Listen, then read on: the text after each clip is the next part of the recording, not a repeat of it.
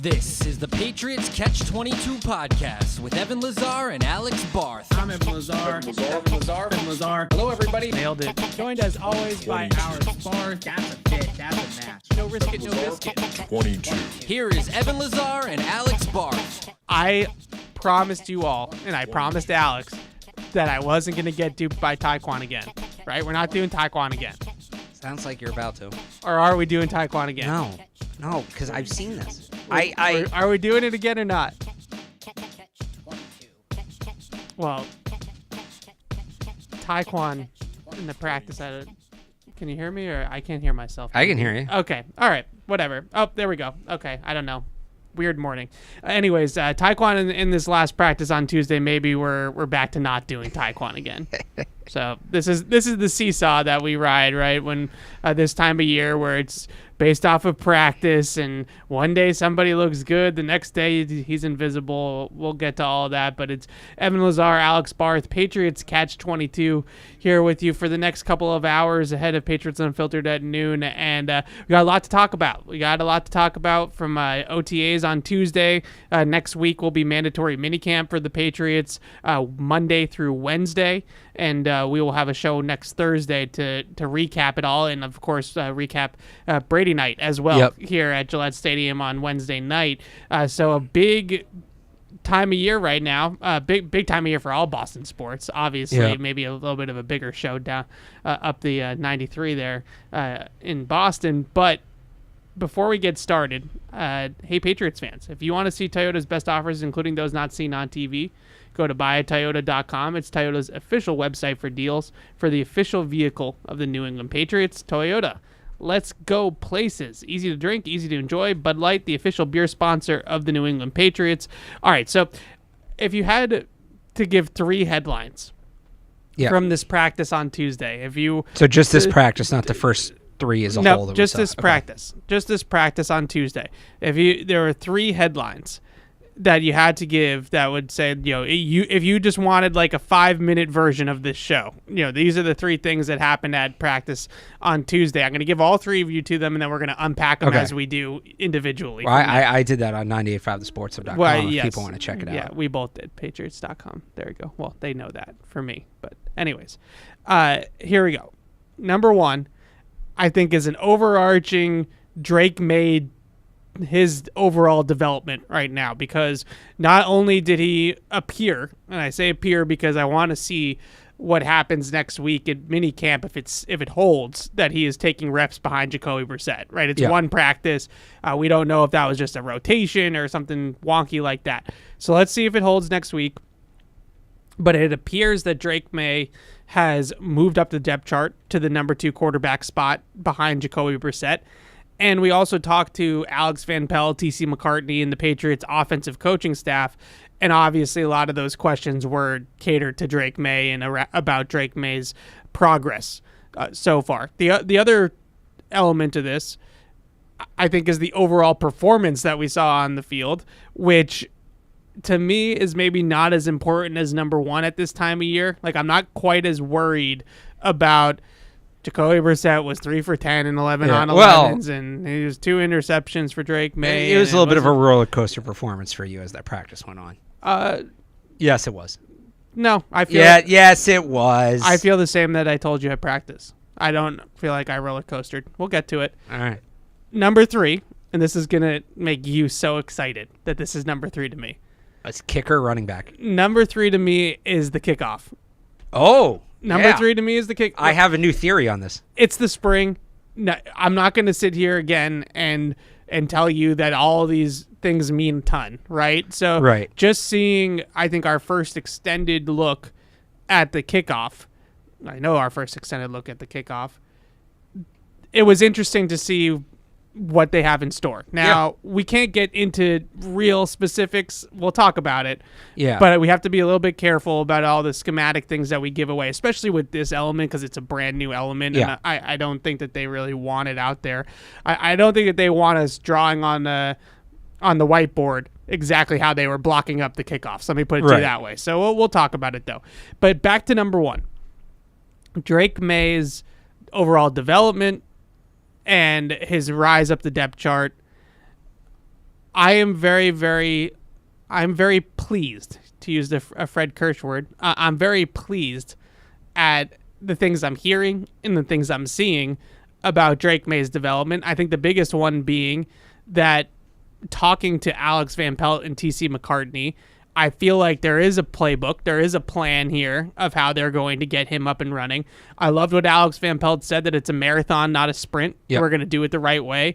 And the other element of it is that talking a little bit to TC McCartney, who the Patriots quarterbacks coach, TC McCartney, the biggest thing that I thought that he said was, for right now, we're focused on the footwork, and then we're going to build from the ground up. So until we master footwork in this system with Drake Maye, which they are changing his footwork significantly as a part of the system, not necessarily because they felt like it was so broken it needed to be changed. All the quarterbacks are running the same drops and running the same type of footwork.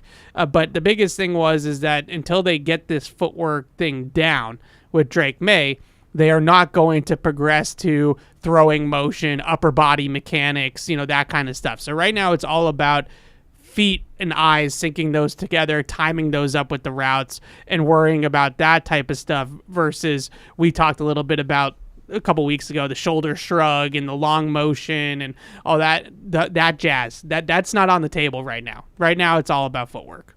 Yeah, I mean, and that's usually how quarterback development works. You go from the bottom up. So that's not that revolutionary of a thing. But I feel like he's on track. I don't know that he's ahead of schedule. He's certainly not behind schedule, but this is kind of what...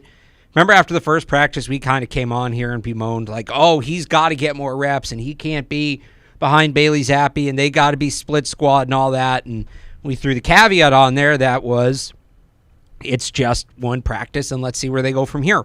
And we kind of laid out this development plan and said by the end of the spring, is he getting the second most reps? Not only did he rep behind Jacoby Brissett on, was it Tuesday?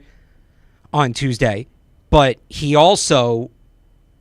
just got more volume reps. Like there were a couple periods where they went Brissett, then Maye, then back to Brissett, then back to Maye, then Zappe, then Joe Milton.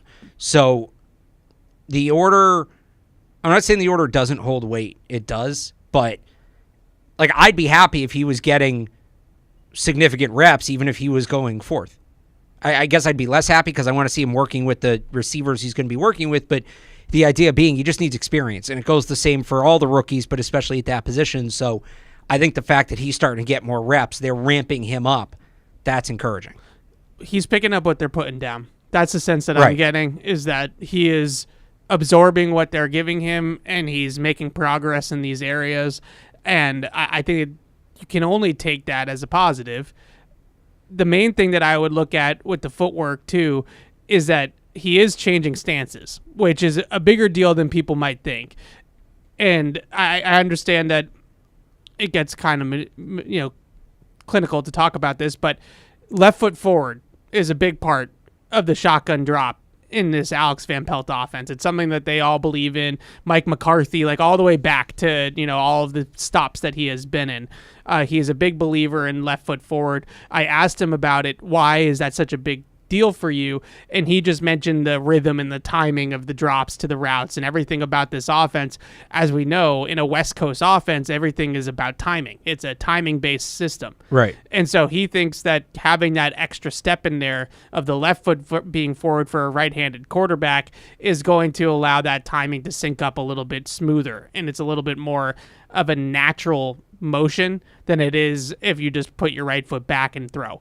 So I think that that's the big reason why they're doing that. They're also changing his under center stance as well, and they're very big on fakes too, how they like to run their fakes. Aaron Rodgers is sort of the first one to really master it, where you kind of put the ball on your in your tummy, and then you turn your back to the quarterback and you use the offhand to like show the fake, and then you bootleg out of it, and it works pretty effectively.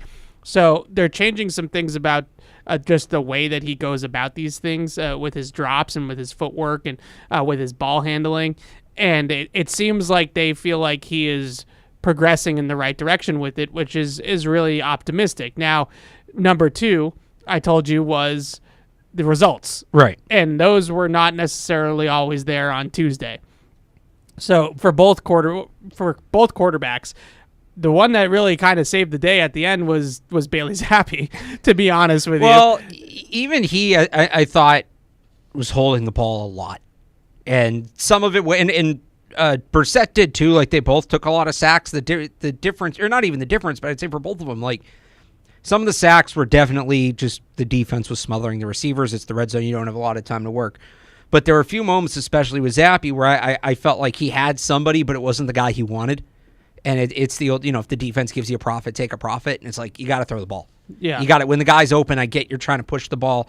It's you're trying to impress the coaches. You're trying to, earn reps, earn a spot on the team. But at a certain point, you just got to take what's given to you. So I thought it was an up and down day for all the quarterbacks. Maybe not as much for the others as Drake Maye, but I thought it was an up and down day for Jacoby Brissett and Bailey Zappe too. Yeah, I agree with that. I just more meant with Bailey Zappe at the end of the practice. He made a couple of nice touchdown passes towards the end. Yeah. That really rescued what would have been a awful end to practice for the offense if it had just ended that way. The biggest thing I think with Drake Maye, and you mentioned that I had an up and down practice with this. I feel the same way that I told you that I felt at practice. You exclaimed that. I think it's over. Yeah, I do. If the biggest thing is, and this is probably where a lot of people will call in, and that's 855-PATS-500, or you can email in at webradio@patriots.com. I am getting beyond frustrated at this point with he's got to sit because everything else is going to suck. Right? I'm getting beyond frustrated with that.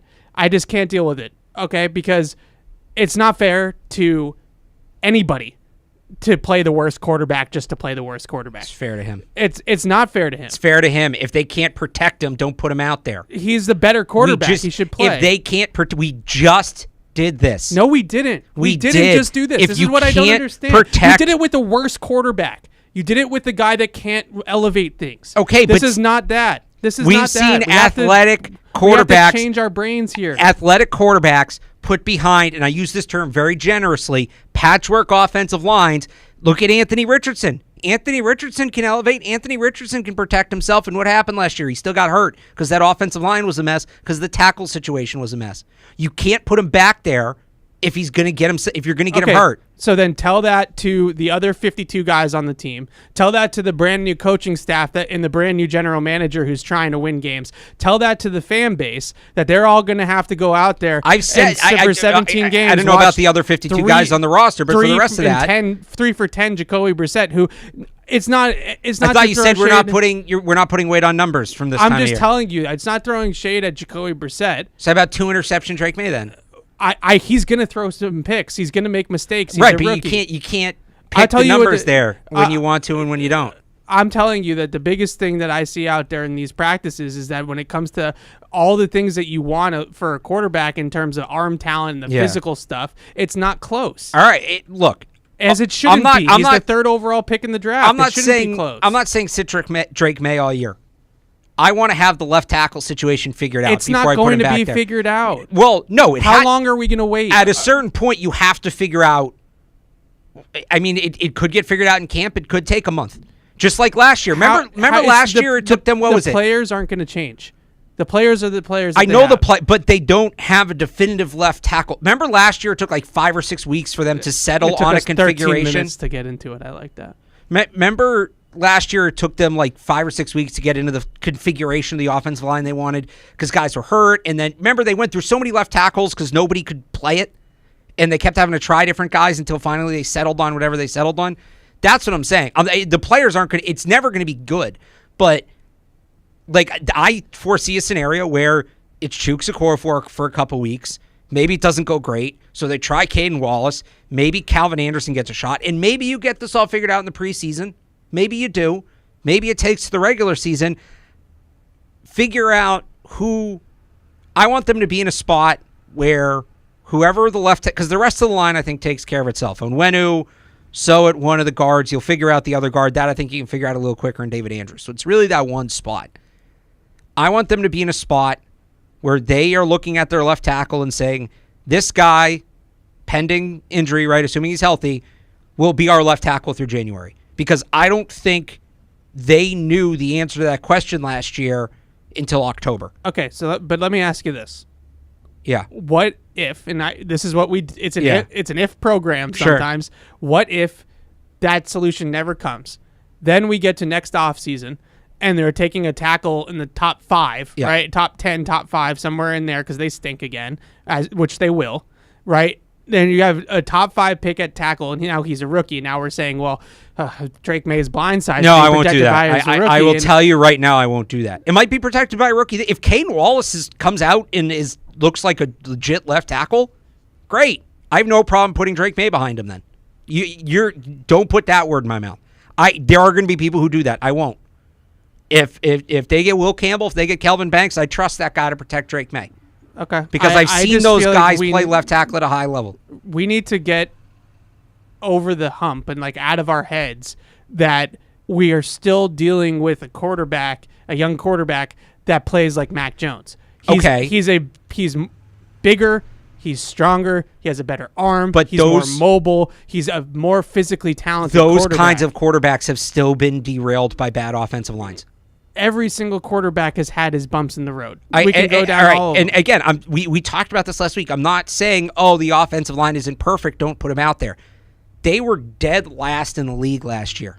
They were bad. In pass block win rate. And they didn't really add anybody that is a definitive answer to fix that. I don't want people to misconstrue my opinion on this with me saying that the offensive line is not a problem, because what's happening out at these practices, I can tell you right now, is in 7-on-7, Drake May looks like a different quarterback than he does in 11-on-11. Well, as soon as you put the line play into it, he's got people in his face. The pocket's collapsing. Last week, or on Tuesday, I should say, how many times were there sacks? Well, look, I put very little stock into, as somebody who has criticized the offensive line a lot, I don't put a ton of stock into that because it's non-padded, non-contact practice. You're essentially out there setting basketball screens. They can't really do anything about it. That's fair. Christian Barmore dominated. He should dominate. He's the most physically gifted lineman on this team on either side of the ball by probably a wide margin, and nobody's allowed to touch him. So, I don't put a ton of stock into that. Let's see what happens when the pads come on. But I don't care about, and I get your thing about, the players want to play with the best quarterback. And I think Drake May will and should start at some point this season. But I don't care about September 2024. I really don't. If you want to give them a month, if you want to give them, let's call it 4 to 6 weeks, level it off. I've used Halloween as the cutoff. As if he's not starting by, not that don't start him until then. That's the back end of my window. I'm saying if he's not starting by Halloween, something is wrong. But I wouldn't hate it. I would actually like it. And again, maybe this gets figured out in camp. Maybe Chuks Okorafor or Caden Wallace, Scott Peters works his magic, and one of these guys just looks locked in at left tackle. And if that's the case, then we can have the conversation about him starting week 1. But I would rather them take the first month and a half, and it's not going to be great. Like you said, the players aren't going to change. But let's at least figure out what our best group is from who we have. Because the reality is 3 preseason games, starters don't play in one of them. You can barely hit in practice. You kind of need the regular season to figure out your offensive line and iron out those position battles. Let's figure out what our best 5 is. Then once we know what that is and we're comfortable with that, then that's when I look at Drake May and say, okay, now it's time to hand the keys over. I don't want to put him behind that line while they're still trying to put the pieces together. That's what scares me. I'm with you on that. I just feel like I hear way too much about it being a longer runway for Drake May, and I just don't see that. I don't see that. And I think that there's a world where he is ready to play week 1. Now, if you want to give the line a month to figure it out. He might be ready, but I do think they don't need to be perfect. I know there's some people who say, they don't have the receivers and the offensive line isn't going to be good and you have to wait years. I'm not there. They don't need to be perfect, but there is a baseline I'd like to see that I don't realistically think they'll get to week 1. That's possible, and I'm with you there. So I just want to see him get to a baseline. I'm with you there, but when we watch these practices, just objectively, there's no question who is the better quarterback to me right now. Yeah, I'm not rushing him on the field because he's throwing the ball better than Jacoby. I'm not rushing him on the field because he's throwing the ball better than Jacoby Brissett right now. Okay, I just don't think it's rushing. I don't think it's rushing. But I think if you're going to have, they had games last. What was the Cowboys game? Like they allowed 11 pressures from the left tackle spot alone, something like that. I'm not putting him behind that. Absolutely not.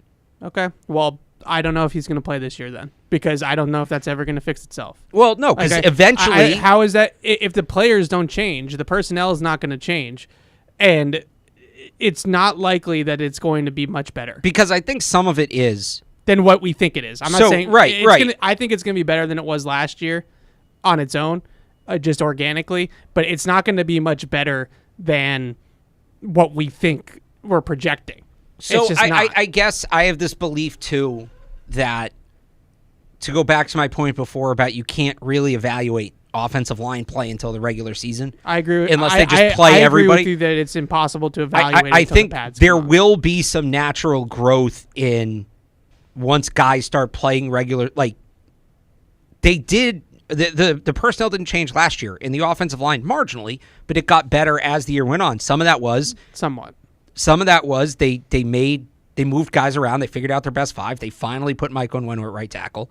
The other thing I think is just the guys got used to playing with each other, and I think that helped a little bit. So I don't think it's going to be that bad all season. I just think it could be really bad to start. So work the bugs out before you put. He's going to have to deal with pressure. I'm not saying don't put him back there until he never sees pressure. You can't risk him taking one hit. That's not how football works. It's a nice thought, but it's not how football works. What I'm saying is just do whatever the five is. I don't know that you can have definitive confidence. And this isn't just Patriots thing. This is, again, because of the way these practices work and the preseason works. I don't know that you can have definitive confidence in your offensive line week one as an NFL team. I think it's exacerbated when you have the situation the Patriots have. To me, we're coming back to the same thing. It's out of all the things that they've done this offseason, I want to give Elliott Wolf in this front office a passing grade for this offseason because I think they've done a pretty solid job all around. But the way that they've handled this tackle position and the fact that we are having a conversation that isn't necessarily that Drake Maye isn't going to be ready, but it's the supporting cast. It's not just that, Evan. It's a conversation we've been having since we first got on the beat in 2018. Who's going to be the left tackle? It is a frustrating place to be in, and just putting my fan hat on for a second, it's annoying. And again, this is no disrespect to Jacoby Brissett. It really isn't. But it's annoying as a fan that I am going to have to watch Jacoby Brissett play quarterback for the Patriots when I know I have this Ferrari that's just sitting in the garage, right? Like, that to me is just frustrating. Now, we talked about some of the results for Drake Maye, and it wasn't perfect on Tuesday. Yeah. So I don't want people to get it twisted that I'm saying that he's been perfect and it's been light years ahead of everybody else. The interceptions are what they are. People are going to make mistakes, especially a rookie quarterback still learning an offense and still going through his first handful of NFL practices. That's going to happen. My read on both interceptions. Let's start there. The first one, he just airmails it. He just sailed it. And that to me is a little bit more concerning than the second one because that's the miss that I'm anticipating that he's going to have in the league because that's what's all over his North Carolina tape. Look, I've seen Josh Allen throw that ball a number of times. That was a Josh Allen-esque interception where he had Juju Smith-Schuster wide open and put it, 10 yards behind him? It's funny because I don't think that he's really done that to this point in the practices that we've seen. That's the first time that I've seen him really lose control of the ball. Yeah. Maybe he's missed marginally, but generally accurate. That was the first time that I saw one of those North Carolina, 5 yards over the guy's head. Like, whoa, where was that one going? So that I'm expecting him to have those interceptions early on, or not even necessarily interceptions, but just misses early on as he works through this mechanically. The second one is just a miscommunication. He read man, Gibson read zone. They were on different pages. Those things will be ironed out. And that interception is why I want to make sure they maximize his reps, because that's something you only figure out by drilling it again and again and again, and with the players that you're going to be on the field with. The one thing I didn't like, though. Okay. The one thing I didn't love, and this comes back to if you're going to play him early. I didn't love his body language after the first interception. I felt like he was pretty frustrated with himself that he missed that throw, and it wasn't full on Mac, meltdown, right. But it was you could tell there was a difference in his energy and his body language after he threw the pick. And if you're going to throw him out there early in his career, and he's going to make mistakes, he's going to get pressured, and he's going to have turnovers, then he's going to have to be a little bit more... He's going to have to be able to handle. A little bit more like a goldfish, right? He's going to have to be able to forget those things a little bit quicker. Now, it's one practice. It was one throw. Maybe I'm making too much out of it, and I'm not necessarily making a big deal out of it, but let's see what it looks like if that compounds itself and we see it over training camp. He's going to throw interceptions in training camp, so let's see what it looks like. But that element of it, like if he's going to respond poorly to adversity early on, and then you're going to do your thing where you're throwing him out there behind a patchwork offensive line and receivers that still aren't necessarily at the level that they want them to be, that is more concerning to me, because you don't want it to become a mental thing like it did with Mac Jones, where it breaks him that he's not having success right out of the gate. And that's where it sucks that we only get to go to like select ones of these practices, because I would have loved to go. I think they practice again on Wednesday, right? Or today, whenever the next practice is. I would have loved to go out there the next practice and see how he responded, because those were both, I don't think they were his two last throws, but they were like two of his last 3 or 4 throws. And it wasn't a good end for him. And I just feel like he had those moments in 7-on-7. He throws a touchdown pass to Juju Smith-Schuster, which was a great throw, and then he does a little side arm, drop the arm angle and rip a throw to Pop Douglas in the back of the end zone. That was another great throw in 7-on-7. I was like, okay, here we go. This is what we hope to see. And you see these isolated flashes, which is why I think I'm so optimistic. Is because that's what you're not expecting a rookie quarterback in his like 8th NFL practice to be this consistent juggernaut right out of the gate. You're just expecting to see some flashes of the arm talent and the ability, and we've certainly seen that. But now it's about handling adversity, because the adversity is going to come, especially on this team if he plays in year one. So I'm with you. I wish we could be back out there again. We were supposed to maybe be back out there on Friday, but I don't think they are having practice, or they're doing something different or something like that. So we'll be out there on Monday and next week for minicamp, and we'll see. We'll see if he's able to bounce back. He's going to throw picks. He's going to get sacked. He's going to make mistakes. How do you respond to those, I think, is most important, just because you don't want it to bury him. You don't want it to compound on itself and become like a Mac Jones situation where he becomes mentally broken. And I understand that why people feel that way. I just think, again, to go back to Jacoby Brissett, because I feel like we don't talk enough about Jacoby Brissett. It's not as interesting. But Jacoby Brissett right now, Alex Van Pelt came out and said it before practice that he's the starter right now. Yeah. And he's repping like the starter. He's still having the vast majority, not the majority is the wrong word. He's still having the lion's share of the snaps. I think it was in competitive reps, it was like 24 for Jacoby Brissett, 14 for Drake Maye, 10 for Zappe, I think is how it ended up breaking Sounds out. About right. And so Jacoby Brissett's still getting the lion's share of the reps, which is different from how it was, let's say, Cam Newton's year with Mac Jones. Mac Jones was getting all the reps, but Cam Newton was getting the first team reps. Right. So this is still Jacoby Brissett's team as of right now.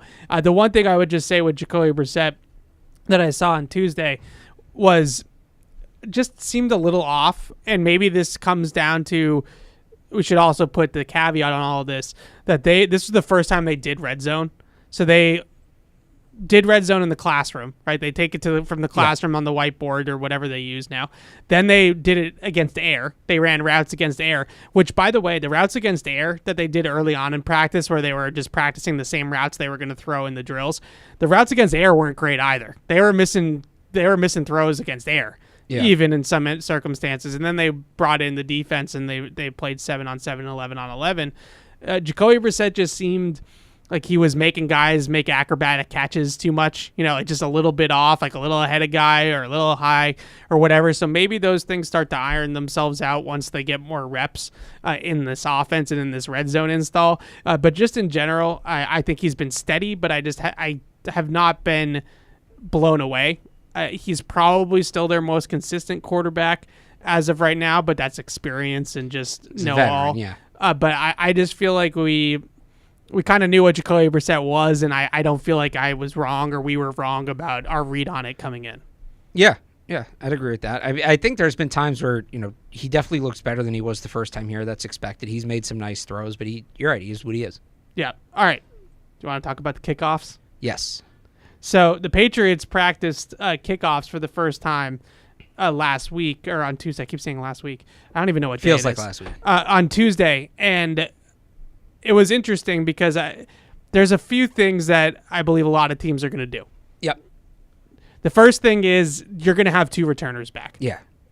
I feel like that's a lock. I think the only reason you wouldn't is if you have a Cordero Patterson, excuse me for dating myself, Dante Hall, like an elite returner, and it's not, we just want to block for this guy. We want an extra blocker out there because this guy's electric. And if you put a second returner out there, they're going to kick it away from this guy because you can't. In the past, you would if you didn't want to kick it to like a Devin Hester, right? You kick it out of bounds, which I guess you can still do.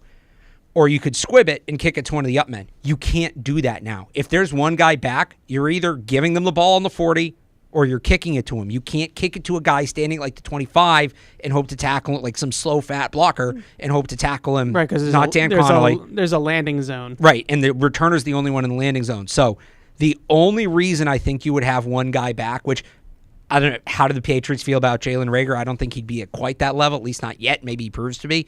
But unless you have that, that Devin Hester Hall of Fame level returner, Patterson's the only guy in the league I can think of, unless the Dolphins are going to put Tyreek Hill back there, that you would go one returner for. To me, the biggest thing I think for the one returner is that it's easier in my mind to now directional kick it. So if the returner's in the middle of the field, I guess it's a little bit different, but I don't imagine that the hang time is going to be quite the same on the kick. So on a punt, for example, you have 4.5, 4 seconds to get down there. On a kickoff, you have a runway to get down there. The way that but here's the problem. So you're saying bounce it to force the returner to get over and maybe like gas him running to the ball. The problem is if you hit that wrong, the returner's just going to let it roll out of bounds. Yeah, but into the end zone because the penalty. Well, it can roll in the end zone, correct? I mean, it's just a touchback. But it comes out to the 30. It comes out further now. Comes out to the 30. Yeah, it's not that big of a difference. You want to give up 5 yards? I believe teams are going to start to do that because it's going to be weird. It's going to be wonky. If teams just start banging touchbacks, maybe it won't happen this year. But if they're just like, we'll give you a ball to 30, they'll move that up next year to like the 35. It just looks to me, based off of how the Patriots were experimenting with kicking the ball, based off the fact that the Chiefs are already talking about putting Justin Reed as the kickoff so that they have a tackler there. Just all these different elements that it's going to be more of a line drive type kick than it is going to be a true, sail it at the guy type there'll be different kind of kicks for different, like what are you trying to set up as the coverage team? I think you'll see teams will use both, kind of like in the past. I think teams will use both. Probably. The biggest thing to me is, again, 2 returners. Yep. Then the blocking scheme. The way the Patriots were doing it, it does feel like it's going to be a running play. Yeah. Where essentially you are trying to run some form of lead power, and I say lead power, lead like a fullback leading through the middle of the hole. And I think what will be interesting is that if you have 2 returners back there, then the second guy that doesn't get the ball almost becomes a lead blocker for the guy that does get the ball. Assuming he can. Some of these returners are small. That's fair. So I have a take on that. Okay, because I was going to say, if you're going to put well, so maybe this makes Jaheim Bell ideal because I was just trying to think of like a fullback type, but like in the past, right? Let's say they were going to put James Devlin back there with whoever, with James White, right? Well, now if I'm the kicking team, I'm just kicking it to James Devlin. And maybe James White runs over and fields it, and that's what you do, but it's a long way he's going to have to go. I think what you do is so maybe Jaheim Bell's the perfect guy for this because he can block like a fullback, but he's shifty in space, so if they kick the ball to him, you're going to get something from him too. So I have an opinion on this. Okay. I'll just get right into it. When you watch the way that it's going to happen, yeah, it feels a little bit more almost like a punt now than a true kickoff. A little bit. In the respect that you, in my opinion, are going to have to make the first guy miss. Whereas in a kickoff, you usually have the first, let's call it 10 yards where you're free. Right. You have to make the last guy miss on a kickoff. Right. Like so, if you on the old kickoff, you draw it up right, it's you and the kicker. That's the goal. Right. So in this, I feel like it's either you want to call it a punt, you want to call it a running play. It looks like a scrimmage play. Where the running back the running back's usually always responsible for one player. Yeah. That he's got to make that guy miss at the second level to get up in an explosive run to the third level. I believe you're going to have somebody back there that has a little bit of quickness to him. Like, I don't know if the Jalen Ragers of the world, and Patterson's probably in his own category, but I don't know if those old-fashioned Jalen Ragers, Brandon Tate to go back away, that's just a burner, straight line speed type of guy. I feel like you're going to have a lot more of Marcus Jones, Pop Douglas, because those guys, the first guy comes down because it's such a short period, like it's 10 yards. And what I saw them have trouble with on Tuesday is blocking that first guy through. So they had a lot of early penetration where that first guy is coming through, and then now that's the returner's got to make that guy miss. If he makes that guy miss, then the blocking scheme might set up behind it. Right. But it's going to be that first point of attack player that is going to be key. And if you have somebody back there that has no wiggle, he's going to get tackled inside the 10-yard line. I think Rager has some wiggle. He might. I get what you're saying about like the straight line, like a Tyquan Thornton maybe wouldn't work as well in a situation like this. But like you said, there's going to be blockers coming through clean. That's what worries me about a smaller guy like Pop Douglas or Marcus Jones. There's still going to be big hits on these plays. And do you want to expose those guys to that? I go back to it, and I know I just said it, like James White would have been so elite at this. So if you have two returners back there. Yeah. And one of them is Jaheim Bell. Yeah. And one of them is Marcus Jones. I feel like that's the best combination. Except if they kick to Bell, now Marcus Jones is you're not going to put Marcus Jones out to lead block. Correct. But what if you're putting Marcus Jones out there to like fake a reverse? You could do that. Or actually reverse it every once in a while. You could, again, there's so many. Well, I think you're going to be able to run it like an option where you just set up the reverse and whoever catches the ball at that point makes the decision to hand it off or not. You know who would have been really good at this? It's Malik Cunningham. I think Marcus Jones can be really good. Marcus Jones, but I'm saying like a guy like Malik Cunningham who's been a quarterback and has experience at the mesh point, you could do some really interesting stuff with a guy like that. But Marcus Jones, I think Marcus Jones has a chance to be really good. Pop Douglas too. I just don't know that I want to expose him to it. Sure. But I'm interested to see the blocking schemes. The idea of trying to make it into a gap play where you're going to fold over and then pull somebody up or lead somebody through is good in theory. And I understand why you would try to fold the defense or fold the coverage unit in half like that. But the problem is that I was seeing on Tuesday was that it's too slow developing. And since it's such a close proximity of 10 yards, if you don't get that seal, then that guy's just through to the ball. Look, it was their first time doing it, so I'm not going to write off any... Right. No, I'm just saying from just watching it schematically and where the problems might arise. But not necessarily about their execution. We talked about this last week or 2 weeks ago. Didn't we both say that like we would block it like a zone play, not a gap play? I feel like that's probably the best way to do it is to Yeah. almost block it like inside zone where there is a double team at one or point. outside zone, or Well, outside zone's a little bit different because you're flowing so far horizontally, and then you're trying to like cut it I feel back like if up. you have a fast enough returner, you could do that. If you do inside zone though, Yeah. it's like do or inside zone, Right. and you have the double teams on the inside, and those double teams will then combo and then go up to the next level of the thing. So it kind of would create like a nice like inside zone type of look to it. I think that there is a world where the gap play works, but I think the way that the gap play works is if there's some misdirection involved, which is where I feel like the two returners come in and maybe some form of reverse or something like that, whether it's fake, it's almost like jet motion.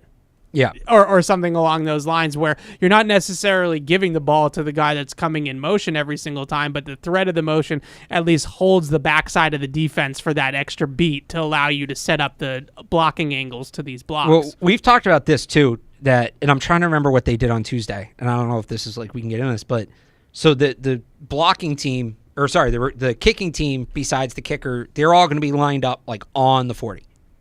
And I remember where we talked about zone defense, like dropping guys back, not having everybody push at once, but they're all going to be lined up on the 40. They're not going to start anybody back. The return team, the blockers can be lined up between the 30 and 35. So you can create some space. You can have guys starting just off the line, which does make it easier to move some people around. So the last thing I wanted to talk about is something that we were talking about during practice. Yeah. You can't move until the ball hits the ground or the returner catches is it. this my take? Yeah. So Yeah. how are guys going to position themselves so that they actually know when the ball is live? So I think I solved my own problem here. Okay. So, all right. So first to set it up, right? Kicking team, you're going to see the returner and you're going to see the ball. So, as soon as the ball hits the ground, as soon as the returner catches it, you can go. What we saw on Tuesday where there's some guys lined up and they're like looking back over their shoulder to see when the ball hits. And look, I know it's not a ton of motion, like turn back around and face forward, but it's the NFL. Things happen fast. Guys are moving, and that split second it takes you to turn around, a lot can happen. So how do you eliminate that so you're starting at the same time that the kicking team is starting? I had a couple theories, and then I figured one out after practice. One, if you're at home, you just wait to hear the ball hit, and you do it off of sound. But that's where the crowd can become a major factor in this play, because I think if you're the home team and if you're a home fan and your team is kicking off, Yeah. you want to be loud. You want to be loud so they can't hear the ball hit. If you're a home fan and your team is returning, you want to be quiet. Or you have just one guy who's assigned to look back and yell like go or whatever when the ball hits so everybody else knows. But again, crowd noise can be a factor there. So how do you manage it? I go home and I realize you look up at the scoreboard. Oh, But that's where the new scoreboard is going to come in handy. like, does the play have to be up on the scoreboard as it's going on? What's the rule about that? Does it have to be in terms of like the NFL rules Yeah. of that? No, because you could have be loud or let's go Patriots. I would. or So if I were the whatever home team, stupid it's thing they put up there. gamesmanship. If I were the home team, I'm kicking off. Yeah, but up I on would. the scoreboard. No, I wouldn't. The kicking team, But what if you're? if I'm returning, Yeah. then I would have it up there. There could be a real home run. The point is, whatever ends up, and the scoreboard's on a little bit of a delay too from Right. what's happening on the field. So that it's, there's going to be the return team is going to have a little bit of a delay on their start, pretty much no matter what happens. But that can be exacerbated or mitigated by the crowd. There's going to be a real crowd home road or there can be, like, Absolutely. fans have to be educated on this. So if you're going to a game this year, tell your friends, kickoff Well, loud, just like offense and defense. They should prompt them. They should. You're on the right. Like scoreboard. they do. I'll talk to Abby Thistle. We'll get that All right, worked we'll out. get straight up. Yeah. But like, there could be. So maybe I shouldn't be saying. Maybe we should just tell Patriots fans and Yeah. nobody else. Yeah. There could be a real home road advantage on this play if the crowd brings it. I'm gonna go up to her desk upstairs one day and just be like, "We have to talk about something." Yeah. And it's and she's gonna be like, "This is just ridiculous." But I think the biggest thing that you look at with this kickoff is that there's a lot of. I understand that some people are probably listening to this and falling asleep. Yeah. Which is totally fine. Well, if you're listening to this show, this is what you're here for. But I feel like there's so much to this that's new and that's different, and it's significant. I mean, it's a significant difference, and this is going to be very, very interesting. Even to, I'm like here with special teams, you're here, and then Perillo's you're not here. You're lower. Perillo's on the ground. Like, he's falling asleep right now.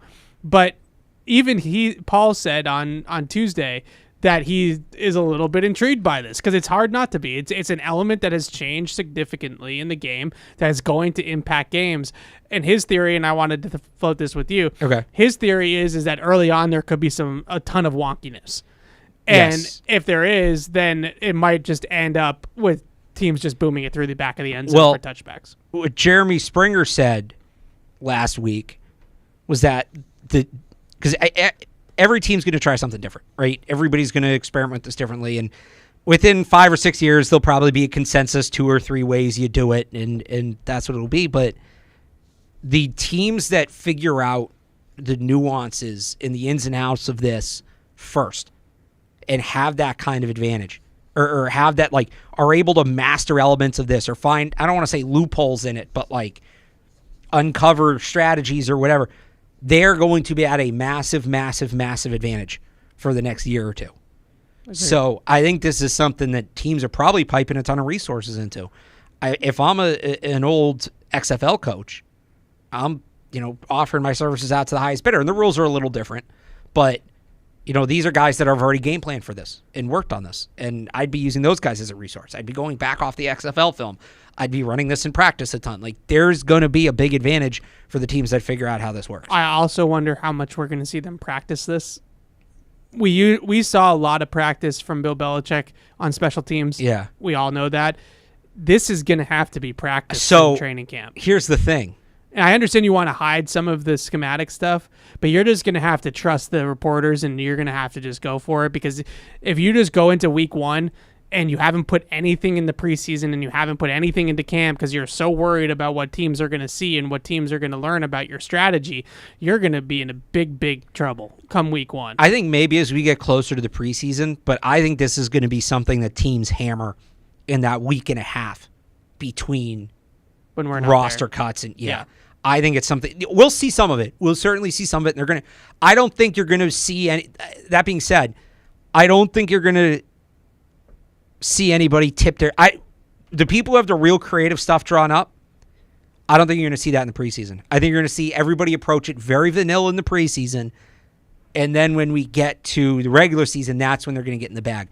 I don't know, because let's not forget in the you remember in that Hall of Fame game, Titans-Bills, Jeff Fisher broke out like the best fake punt design of all time in the most meaningless game? Yes. Maybe somebody Jeff Fishers it. But because, like, why would you use that? It was such a good design. This is like the least meaningful of all the preseason games. There will be. You think somebody's going to Jeff Fisher it? If I'm a head coach in the league, I don't think it's going to be a problem come playoffs, December or January. But if I'm a head coach in the league, I'm terrified that I'm going to lose a game in September that's going to end up coming back to bite me because we give up 2 kickoff returns for touchdowns or something crazy. But what I think you'll see teams do is go vanilla in the preseason, see how other teams react, and then try to draw it up. Right. I honestly would want to see how other teams are handling it before I start drawing my like I might have ideas. We've talked about reverse plays, option plays, things like that. But I'd want to see how other teams react to it before, because maybe somebody has something that, a bunch of teams are reacting like this. I wasn't expecting that. I need to adjust my strategy. So I think it's going to be pretty vanilla in the preseason, and people are going to bitch about it and say it's a stupid rule. But then once we get to the regular season, I think you're going to see teams start to get more creative. The last thing on this, and we'll move on, but the last thing I have on this, what are the odds that some of these coaches are just kind of afraid to try some of the stuff that we've said? Because I think there's pretty high, where you hear a lot about this in scouting in the NFL, where, give you an example, Jaheim Bell. Interesting players, got skills, but is he a tight end? Is he a running back? Is he a receiver? Where are we going to play him? It's this puzzle that we have to solve. to figure out how to use this player. This kickoff rule, to me, for a lot of teams, I feel like they're just going to be like, oh my God, we're not reversing, we're not squibbing, we're not putting Justin Reed on the kickoff. We're going to boom it out the back of the end zone for touchbacks. We're going to block it vanilla, when it's our turn, and take touchbacks as often as we possibly can, because I'm just petrified that we're going to try to reverse it, and the reverse is going to go wrong, and then it's going to be a touchdown. There might be a couple coaches that feel like that, but one, I'd say special teams coaches are wild, right? They want to have fun, they want to let loose, they want to get creative, so they're going to be pushing for it. And I think there's going to be coaches that, if it's presented to them well, and they'll give it a shot, because it could be a massive advantage. Yeah. We talk all the time, don't coach scared, don't be conservative, don't play to not lose.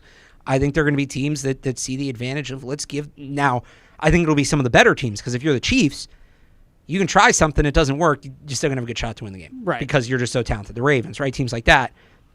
Harbaugh, I expect to be all over this. I expect the Ravens to be one of the best teams with this. But you might get a couple scared of cat coaches, but I think for the most part, coaches are going to not for the whole league, but I feel like there'll be a couple teams, and we'll shame them. We'll boo them. All right, John is in L.A. What's up, John? Hey guys. Hey. How you doing?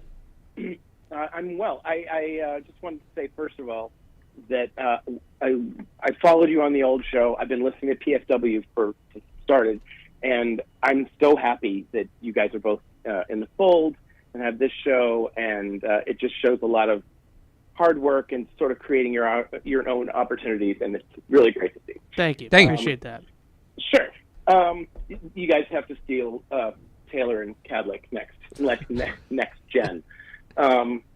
Anyway, I had a question about Kaden Wallace, which I didn't know much about him when we drafted him. I watched his video, like his interviews, and he's smart and personable, kind of like Damian Harris impressed me when we drafted him. I was wondering if you guys could identify past prospects that made the switch from right tackle to left, despite what you initially saw in film as a lack of traditional LT athleticism, and how much hope you have for him as a bridge this year. I mean, if he just maybe gets into games and plays left tackle, and also in terms of his long-term potential just on the team as a starter, maybe at right tackle, maybe they move Big Mike back inside. Just, have you ever seen it happen in the draft where you've seen someone and been like, I don't think he has the athleticism to play left, but that he did? Yeah, it's a great question, John, and thanks for the call.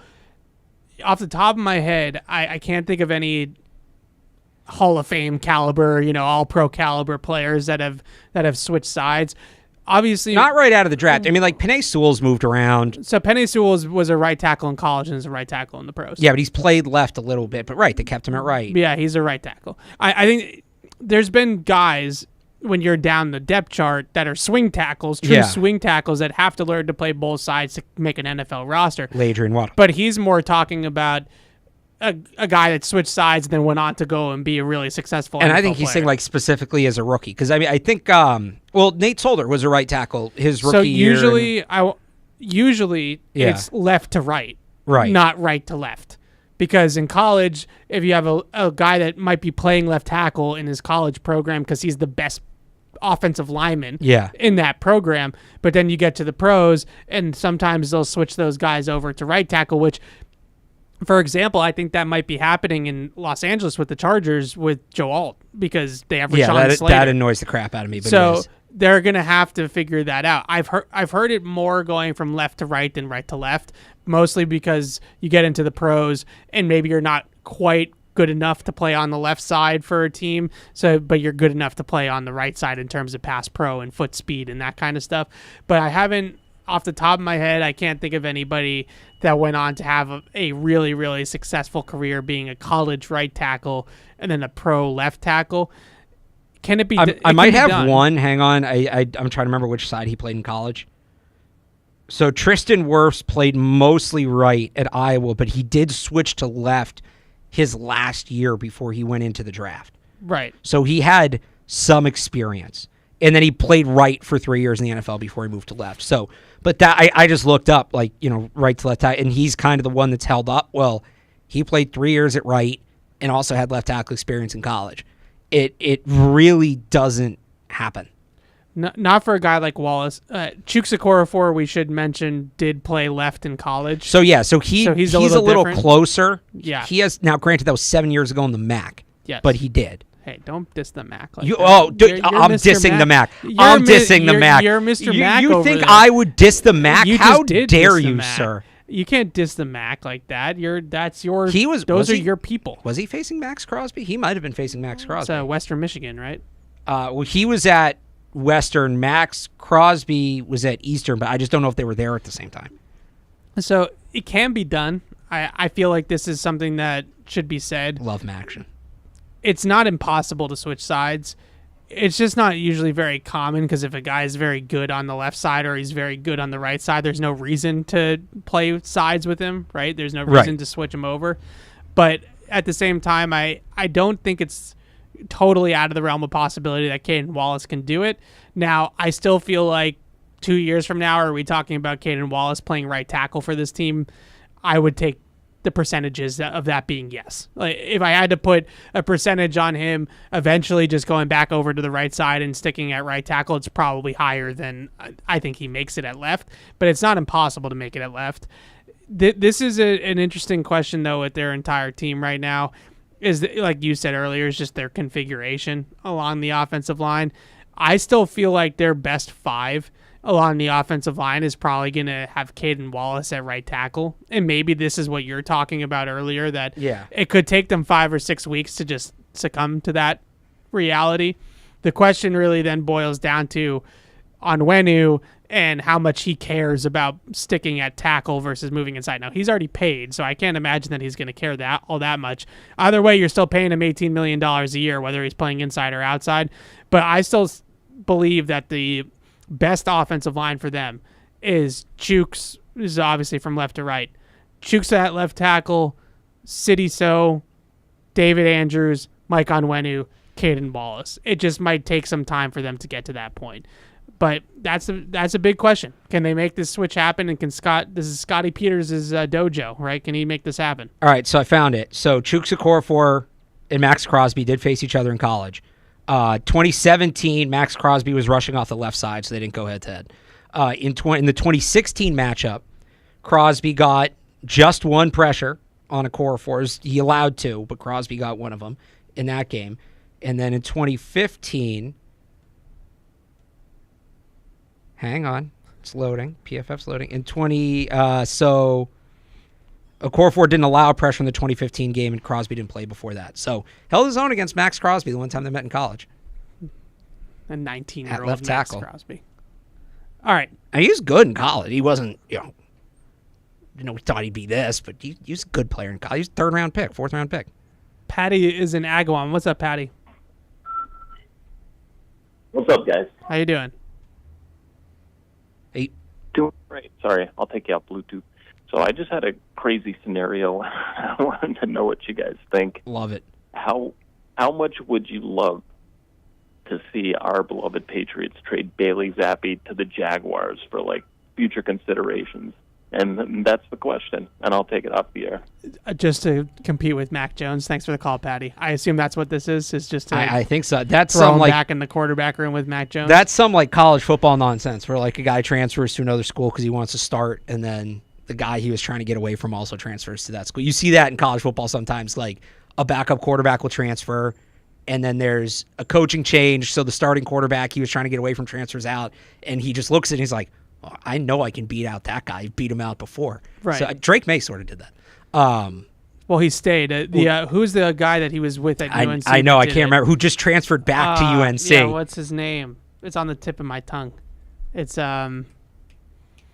there's a quarterback. I'll tell the story as you're looking it up. I told you this. So there's a quarterback at North Carolina that Drake Maye beat out the year after Sam Howell went to the NFL. So Drake Maye's 2022 season. Yes, and this guy was also he was a 4-star recruit. He wasn't just some random guy. He was a 4-star So recruit. Drake Maye beats him out. He ended up transferring to Arkansas. And Jacoby Criswell. Jacoby Criswell. Jacoby, not Jacoby. L, there's an Jacoby. L in there. So Jacoby Criswell ends up transferring to get away from Drake Maye. And Criswell had started the year before when Howell was hurt over Maye. And then Maye goes to the NFL, obviously, this year, and now Criswell's back at North Carolina. Yeah. So Which I think is a strong testament to Drake Maye, because Criswell clearly wants to be there, and he was like, I can't beat this guy out. Yeah. Well, we know why. All right. Summer is heating up at Bob's Discount Furniture with plenty of affordable and awesome styles with Bob's Summer of $9.99. See just how much $9.99 will get you with your choice of outdoor dining sets, dreamy Bob-O-Pedic mattresses, sleek reclining furniture, and more for $9.99 or less. So embrace fresh air and fresher styles only at Bob's Discount Furniture, the official furniture store of the New England Patriots. All right, I have a few more training camper OTA thoughts I want to throw at you. And then we got to save like 10 minutes at the end to talk a little Celtics. You know that. But some other things that stood out to me. There was a moment in practice when they were practicing kickoffs, and I promise we're done talking about kickoffs. This is what was happening during the kickoffs, where I looked to We're not done talking special teams, though. Where I looked to the right, and Tyler Hughes, the Patriots wide receivers coach, was working with one of the 12 receivers on the roster. There's 12 receivers on the roster. One guy was not involved in the special teams drills. It was Juju Smith-Schuster, who... Now it makes me realize, not that I didn't realize this already, but it was sort of a tangible moment of this is the highest paid receiver on the team. He has no role on special teams, and he's going to have to, back to your outright roster spot thing. Yeah. He's going to have to outright make the Patriots roster because he really doesn't have a whole lot of versatility or value, right? Other than that, and doesn't have any trade value right now either with that contract. So I thought Juju had one of his more active practices of the spring so far that we have seen. Caught the touchdown from Drake Maye, caught another pass. I believe it was from Brissett this time, but caught another pass in low red zone work. Was active. Does look a little bit more. I don't want to call it explosive. Bursty maybe is a better word. Where no one is expecting him to run by anybody, but he does look a little healthier, I guess is the best way to put it. So what's the Juju of it all? Like, what happens here with Juju? Because I feel like this is just... It's such an awkward situation where he's the vet in the room, he's the highest paid guy, and yet there's a chance that he just doesn't make the roster outright. It's so tough because you have... We assume... So maybe... he allows them to wait on activating Kendrick Bourne. And maybe Kendrick Bourne starts season on PUP, gets healthy. Now, I wouldn't do that. If Kendrick Bourne's good to go, I'd put him out there because he's still their best receiver. But assuming Bourne's healthy and ready to go, Kendrick Bourne, Pop Douglas, Polk, Baker, roster locks, 4 right there. Agreed. You texted me last night, is KJ Osborne a roster lock? His contract suggests he is. It's like $3.2 million guaranteed out of 4. That's a guy that's probably going to make the team. In the Belichick era, that guy's a lock. So, now we don't know how this team operates. We don't know, but they also just signed him in free agency. So if he's not a roster lock, it's him, Juju, Thornton, Rager for 1 or 2 spots. Right. If we're assuming Osborne is a roster lock, so what I've said is Osborne is not a roster lock, but he's the 5th receiver. If they don't keep him, it's because they're deciding to just keep 4 receivers. That's how I viewed it. So let's say he's that 5th guy. Are they going to keep 6? This goes to the at-large roster spots. And then it's Juju, Thornton, Rager for 1 spot. Thornton brings straight line speed in youth. Rager brings speed, agility, special teams ability. Thornton may also have some special teams ability too. They've been working him as a gunner. I don't know how that's going to work, but they've been giving him a shot. Juju brings what? Experience. I guess experience. Experience and the fact that if he can be 2022 Juju, then he's probably one of the better receivers on the team. But I'd say I don't know if that even guy if he's exists not anymore. 2022 Juju. Let's say he is the guy. Let's say he's. So he said last year he never got above 60%. Now he's 100. So let's say he's 40% better than the player he was last year. Who's the rank the receivers as wide receivers? Juju, Thornton, Rager. Juju number 1. Yeah. Definitely. So he's the best, probably the best wide receiver of that group. Yeah. But the thing is, if that's for the 5th, and I'll even throw Osborne in there. Is he still the best receiver? If he's healthy, then yes. Okay. So Osborne might have some trouble with his hands. Yes. But if you're talking about the 5th or 6th receiver, you're not keeping that guy because of what he does as a receiver. You're keeping that guy because he can do something else. Special teams, he's a gadget player. Maybe he can block. Well, this is right, my little point. Jordan Humphrey. Because Jalen Reagor, we obviously know, brings the kickoff ability. And even though Juju's a better player than Tyquan, Tyquan's skill set is something that they don't necessarily have from other people that are going to make this team. Right. That true down the field speed. They don't necessarily have that in this other group. And as much as Tyquan, we're not doing Tyquan again. We're not doing it again. I'm not falling for it again. There are elements of this offense and of Drake Maye and of how these pieces fit together. Is he maybe he is just Tez Walker? I don't know what Tez Walker is going to be in the pros, but I was going to say like a watered down version of UNC Tez Walker, where they don't have that skill set from anybody else on the team right now. So Juju's skill set is redundant. Juju's skill set they have. Yeah. Juju is a lot like Kendrick Bourne. He's a lot like Jalen Polk. He's a lot like KJ Osborne. Yeah. So he's redundant. Tyquan at least can separate himself with the 4-2-8. Like, I have this and you don't have that. And Reagor separates himself with the special teams ability. I now look, we're talking about this like everybody's going to be healthy too. And that's my guess is that Kendrick Bourne opens a spot for somebody initially. See, I'd hate that. I don't think he's going to be ready to go. He tore his ACL on Halloween. Haven't all the reports been that he's going to be good to go for camp? Oh, I think that's really pushing it. He tore his ACL on Halloween last year. So if he opens on PUP, it's usually now it's like 8 months back to the field is usually No, it's less than that. I don't think it is for an ACL. Yeah, there's been guys that have tore it in December and been on the field in camp. Maybe they're limited, but they've been on the field. Right, but there's a difference between being on the field in camp and playing But I'm NFL saying game. If you put him on PUP, that means he's missing all of camp.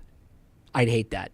Yeah. I want him working with Drake Maye. I want him working in the context. You could use that IR thing. You can now place a guy on IR on cutdown day. You get 2 of these, right? And he's still eligible to return, so maybe he's that. But I want him on the field.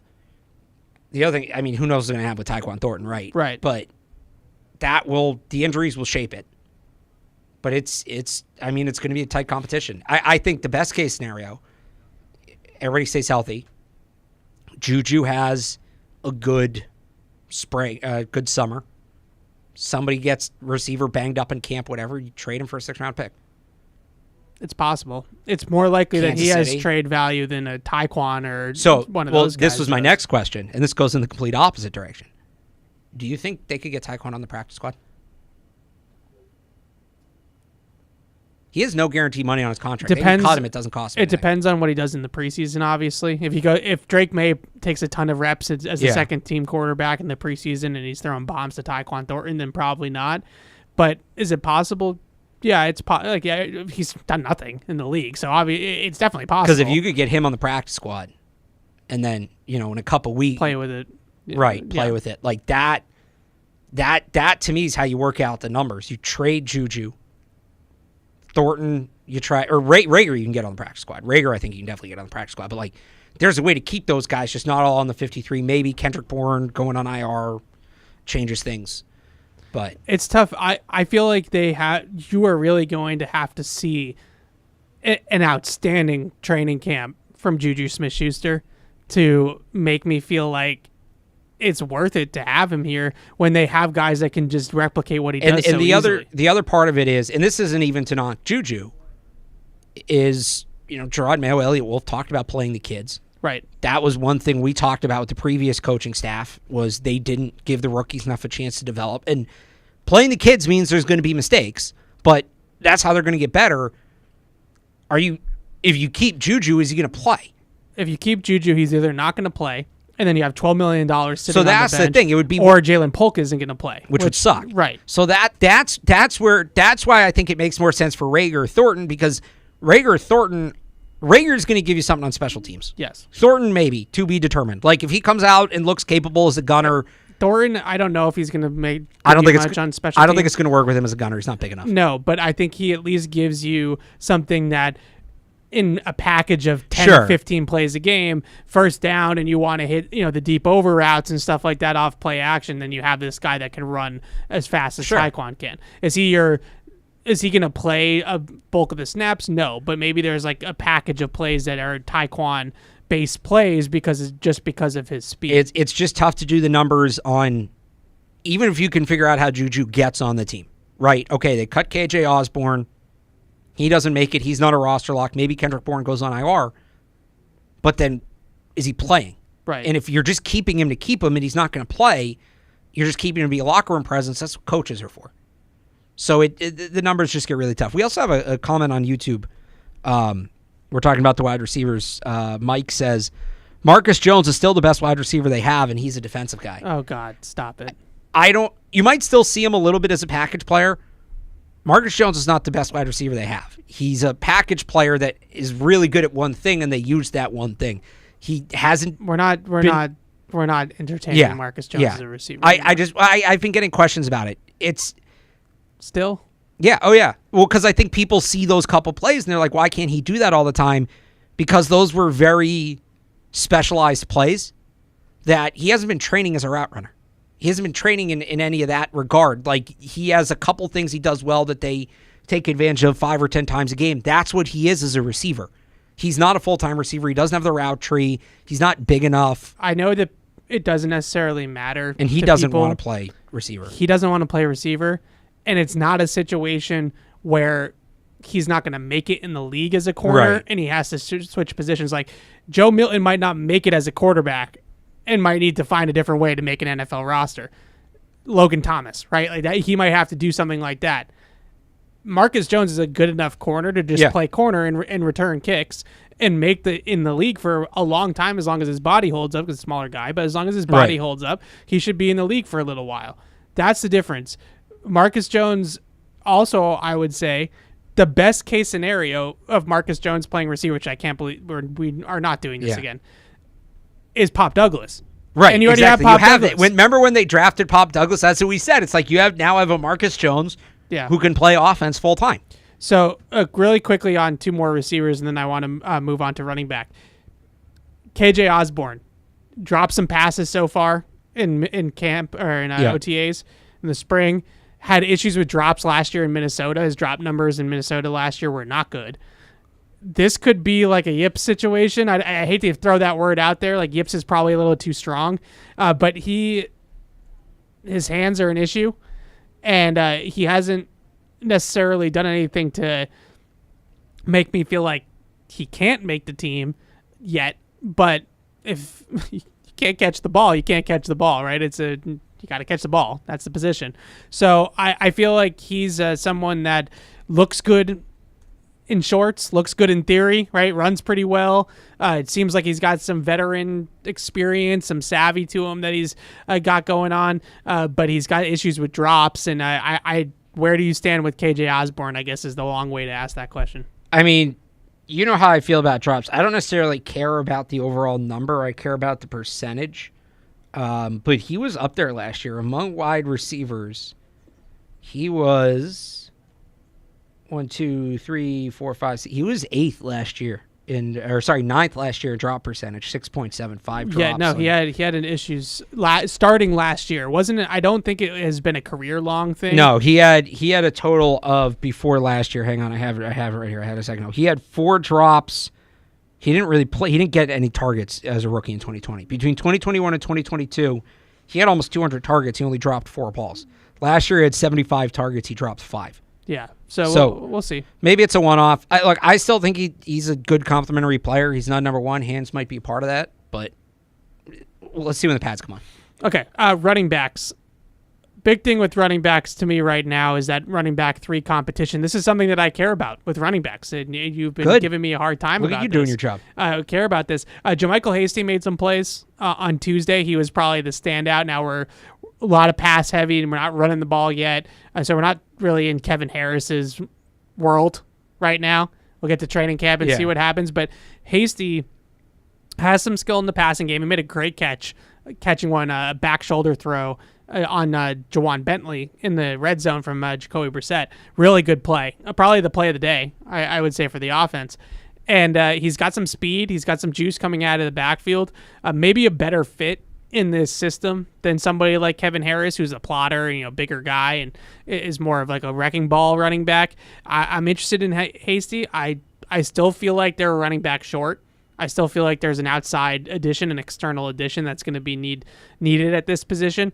But maybe Hasty is a guy that ends up making this team, and I don't think a lot of us were talking about JaMycal Hasty making this team. He's got some return experience too, right? Return, coverage. He's got a ton of special teams experience, so he can play there. Yeah, he can catch the ball a little bit. He's definitely a player to keep an eye on. Yeah, so maybe he's someone that makes a push for the roster, and I still feel like they're running back short. I don't know if you feel like they are, but it seems like it's Ramondre Stevenson in the lead back role, who looks great, by the way. He looks trimmed. He looks like he's in great shape. It's Ramondre Stevenson in the lead back role. It's Antonio Gibson in the sub pack, whatever you want to call it, a sub package back, passing game back. That is his role. Right now, I don't know who's Ramondre Stevenson's true backup in that early down lead role. It's probably still going to be Kevin Harris for the time being, but I wonder if Hasty breaks in. Is there anything else on the running backs that you've noticed other than Hasty? No, I think that's pretty much it. Yeah. All right. Moving over to the defensive side of the ball, and then we'll answer some of these emails. A couple guys I wrote down that just I think have been really standing out to me. Alex Austin finished strong last year down the stretch for the Patriots, and then is coming on and playing a pretty good football this spring. Is there a world, and I know Jonathan Jones is not involved right now. He'll be there next week, I'm sure, but he hasn't been out there at OTAs. Yeah. Is there a world where Alex Austin is the guy that we've been looking for, the third corner, or even a permanent regular as an outside corner, and that allows Jonathan Jones to play more in the slot or more inside the formation? I mean, that'd be great. Let's see what happens when the pads come on, but Alex Austin's checking every box. I think I've been as impressed by him as any player so far this spring. He's just brought it. They've been putting him on the field a ton. Yeah. Even when... So Christian Gonzalez was limited the first two practices we were out there. He only did individual and positional drills. Once they went into 7s and 11s, he was on the sideline, and he's working his way back from that shoulder injury. We got to see him Tuesday, and he looked good. He was moving well. He had a pass breakup. But even with him... So when he was out, it was Alex Austin and Marco Wilson getting a ton of run. He's back out there, but it's still a lot of Alex Austin. Yeah. A lot of Alex Austin. And he's rising to the occasion, had a pass breakup, a couple others where he's like sticking with receivers, things like that. Kid can play. Yeah. Kid can play. And again, we'll see when the pads come on, and is he truly that number 2? But like, if he can be your second boundary guy, you move Jonathan Jones back into the slot. Now Marco Wilson's your third boundary corner. Marcus Jones is your backup slot and maybe plays a little safety. And then Sean Wade's just kind of your utility knife. You throw him where you need him to make up for injuries, and you play him on special teams. That's a legit secondary. That's a very... If Alex Austin can, be that true number 2 corner, if Alex Austin can give you the guy we always use for this role, Evan, is Jason McCourty. Right. If Alex Austin can give you 2018 Jason McCourty, which I don't think is... He's got another step to go from where he was last year, but I don't think that's an unrealistic year 2 jump for him. If he can give you that, you're cooking with gas in the secondary. Not to say the secondary's bad without him, but it still feel like I've talked about Stephon Gilmore till the cows come home. And even if Alex Austin's good, frankly, I'd still sign Steph because I want him to. No, I would go with Alex Austin. I want him to coach up. I want him to coach up Gonzalez. I know There's another level to it. I would much rather. I truly rotate the three of them. Kids. I truly rotate the three of them, and play each one maybe 65, 70%, and maybe you lean off Gilmore a little bit later in the season because he's older. But that aside, right? They're good right now in the secondary. I think they're one piece short of being great, or 2 pieces. Alex Austin could be one, and the other one. So I've kind of written off the idea that they're going to go back to a permanent free safety. Like, they're going to play a lot of rotations and things like that. You're not going to have Devin McCourty, 99% usage rate free safety out there. But I would like them to have that tool in the toolbox where they can go to a single high center fielder and put Kyle Duggar and Jabril Peppers both in the box. Enter Jalen Hawkins.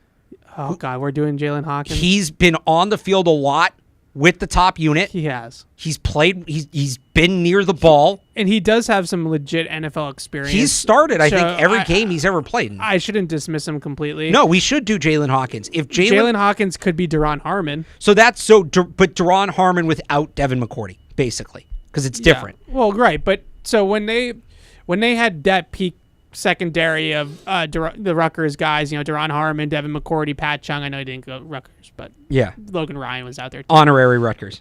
Those three guys, McCourty, Chung, Harmon. Harmon would play the deep middle. Yeah, McCourty would play robber, and then Chung would play on the tight end.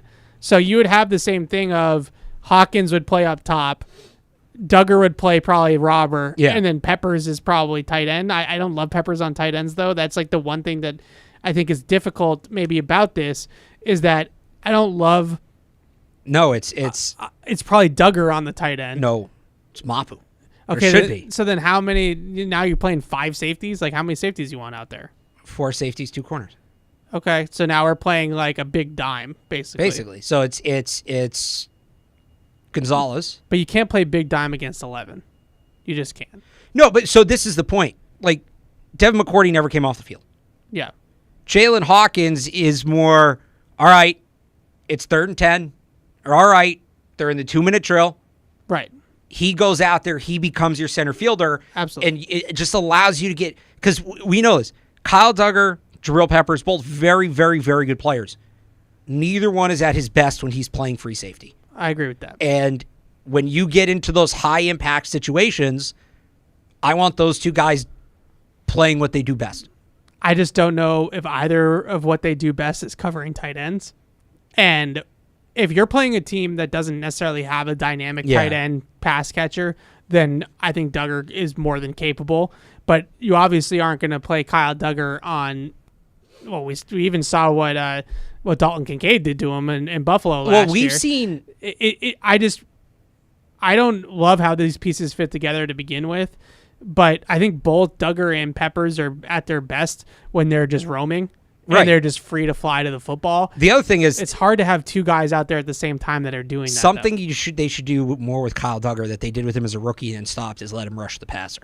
Right, but if you're going to unlock Kyle Duggar to roam, to blitz, to play robber, all those types of things, and then you're going to have Jalen Hawkins, not Jabril Peppers, playing up top, which I understand why, because I think he is a little bit more of a natural player up top, then where does Jabril Peppers fit into this? Like, I feel like Jabril Peppers, as great of a player as he is, maybe he's not on the field.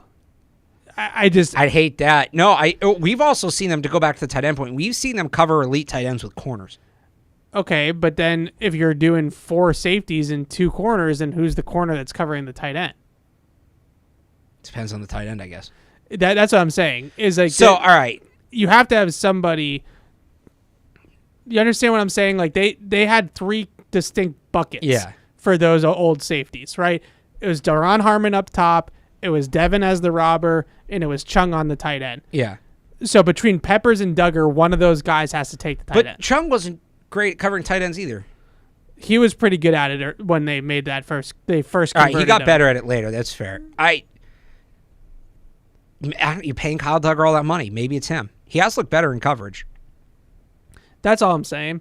Is that I agree with you that there's a lot of possibilities, and we've been talking about that free safety role. Yeah. Finding that Deron Harmon type, not even a Devin McCourty, but a Deron Harmon, and Hawkins maybe be able to do that. He might. I just think having that being the bottom line, like he might be able to do that. Maybe I'm getting too into the weeds with how they use it, and well, no. To go back to my point, like it's situational. Yes. I'm not saying they have to go to that, but I want them to have it. So maybe this is something you do against Miami, who doesn't really throw to the tight end. Right?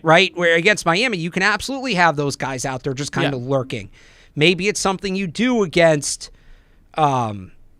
there's other teams that don't use tight ends. I don't know. I'm blanking. But Miami's a great example. Yeah. Because you're going to want to play too deep a lot too. Right. So maybe you then still would allow like a Peppers or a Duggar to be closer to the line of scrimmage, and then it's half field safety instead of post safety, and that obviously isn't as hard to go sideline to sideline when you're just splitting the middle of the field.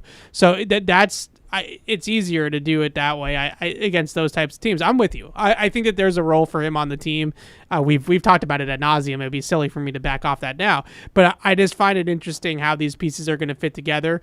And I still don't love how they fit together, but I feel like they almost have to do it because Kyle Duggar and Jabril Peppers are good football players, and they need good football players. Right. They can't be in the business of just getting rid of guys because the fit isn't exactly perfect. They're going to have to just figure this thing out and make it work. Last thing, just going back to Alex Austin real quick. Yeah. Gerard Mayo before practice said that last year Alex Austin proved that he's an NFL player. Yep. Now they're trying to figure out how good of an NFL player he actually is. So I think we're beyond the point of Alex Austin being maybe bubble. Maybe it's a little strong to take him off the bubble, but it's I think that's we're fair. beyond the point of like, is Alex Austin even belong on a roster? He's in the conversation with a guy like Austin Hooper or a guy like, I guess for different reasons, Calvin Anderson or Daniel Aquale, where it's like, these guys can play in the NFL. It's just going to come down to numbers. Yeah. But I think Austin has the insight. Like, the only way I think Austin doesn't make the team is if they sign a veteran corner. I think Austin's going to make the team. I'm almost ready to put him as a roster lock. I'm not there yet. I'm not. We Right haven't now, put pads on. Right now at corner, I have Gonzalez. Yeah. Obviously John Jones and Marcus Jones as locks. Yeah. I'm pretty close to having Austin there if he has a good camp. Like I would be pretty surprised. Good body type, good size for the outside. Clearly has the speed and the play speed to hang on the outside. Pretty good ball skills. I think that's something that people were missed with him, maybe a little bit underrated. His ball skills. I know it's not super impressive, but he broke up a pass against Taekwon in the red zone on Tuesday. He's getting the football. That's what matters. Oh, somebody in the chat, good point. Cincinnati, week 1. You're going to want a center fielder against that team. Yeah. And they don't throw I to could the tight see end. it working a lot. When I talked to McCourty about this, he talked about it being the situations you were talking about. Third down. Right. 2 minute. Fourth quarter closeout, right? The closer, Deron Harmon, right? Those are the types of moments they went to. Was it their base look? No. But was it what they went to when they needed it? They knew the other team was going to try to pass the ball and only pass the ball? Then yes. So just having a guy with more experience back there, I think, is like playing that role. Obviously, Kyle Duggar and Jabril Peppers have a ton of experience, but like Jabril Peppers posted that thing on his Twitter a couple weeks ago of him in Cleveland where they had him lined up like 40 yards behind the line of scrimmage. Again, love Jabril Peppers as a player. The hell is he going to do from back there? Yeah, that's not how he plays. I just feel like I'd say the same thing about him and Kyle Duggar, which makes this whole thing a little bit whatever. Anyways, but that's my point. You don't want to put either of them back there, so get Jalen Hawkins to put back there. Sure. Last thing on the defense, I actually have noticed Marty Mapu a little bit more. Last year, I feel like we noticed him because he was playing everywhere, and he was active. It was also easy to see him. He was wearing a red jersey, and he was just playing everywhere on the defense. Linebacker, safety, whatever. He's been pretty good against some of the tight ends that they put him up against. It's mostly been Jaheim Bell who's had some problems getting away from him, I feel like. I don't know what they do with Marty Mapu, but he's someone that I still have hope for. Same way I still have hope for Keon White or any of these other guys. Well, that's probably fair. But with Mapu, I still have hope for him. I still have hope that they're going to use him right. I don't know if we're at that point yet. We'll see. I just think he's so buried. We just talked about how do you get all these safeties on the field. And they clearly think he's a safety and not a linebacker. Playing that linebacker. Well, that would be the answer. But right now, it still feels like he's Kyle Duggar's backup. Yeah. And Kyle Duggar just signed a huge extension, so he's not going anywhere. And this is what happens, and this is my bigger point with Marty Mapu, and a little bit with Keon White too, but I feel like maybe they could figure him out a little bit easier. A lot of the times when a coaching change happens, there's guys that the other coach drafted with a role in mind. Right. That now the role doesn't exist for that player now with the new regime. I keep on saying it because I think it's true. Bill Belichick was going to let Kyle Duggar walk, and he was going to let Marty Mapu take over for Kyle Duggar. Yep. And that's why he drafted Marty Mapu last year. Now that they re-up Kyle Duggar, there's really no role for Marty Mapu on the team. Well, there is. As like a depth guy. Well, I think he is an ideal. Right, he is an ideal skill set for the new kickoff. Yeah. So I think that probably keeps him on the roster. But yeah, I don't see the path for him on defense, and I'm with you. I said that when they drafted. You were all encouraged. Remember that they were going to play him a linebacker, right? Because I thought they were actually going to be smart about it. And I told you they drafted Kyle Duggar's replacement, and I maybe he has some trade value. I don't know, but it's just tough to see how he gets on the field. So the answer was they were not creative about it. Right. Got it. All right, answer some of these emails. All right. So Chris asks a question about the kickoffs. Let's go back to the kickoffs. Yes, thank you, Chris. Do you think teams will have multiple kickoff/return teams? Say they play one team that uses all big guys on the kickoff team and then a small, fast guy lineup the next week. Would you match size against size or speed against speed, or would you count? Okay, guys out there, certain returns, we're going to put smaller guys out there. I don't think you'll see like two separate 11-man packages.